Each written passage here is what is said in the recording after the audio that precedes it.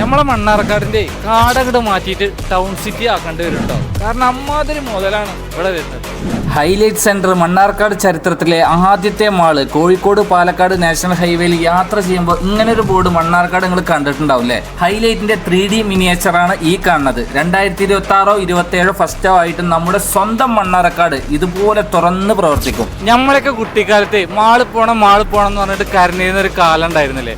ഇതാ നമ്മളെ പെരയുടെ മുറ്റത്താ മാള് വന്നിട്ടുള്ളത്. മലപ്പുറം ഡിസ്ട്രിക്റ്റും പാലക്കാട് ഡിസ്ട്രിക്റ്റും എടുത്തു നോക്കുകയാണെങ്കിൽ ഏറ്റവും വലിയ മാളായിരിക്കും ഹൈലൈറ്റ്. ലൊക്കേഷൻ മണ്ണാർക്കാട് ആയതുകൊണ്ട് തന്നെ ശ്രീകൃഷ്ണപുരം, ചെറുപ്പശ്ശേരി, പട്ടാമ്പി, ഒറ്റപ്പാലം, ഷൊർണൂര്, മലപ്പുറം, പെരിന്തൽമണ്ണ, ആനക്കട്ടി, അട്ടപ്പാടി, തൃശ്ശൂർ, പാലക്കാട് ഇവർക്കൊക്കെ വന്നു പോകാൻ തൊട്ടടുത്ത സ്പോട്ടായിരിക്കും നമ്മുടെ മണ്ണാർക്കാടിലെ ഹൈലൈറ്റ്.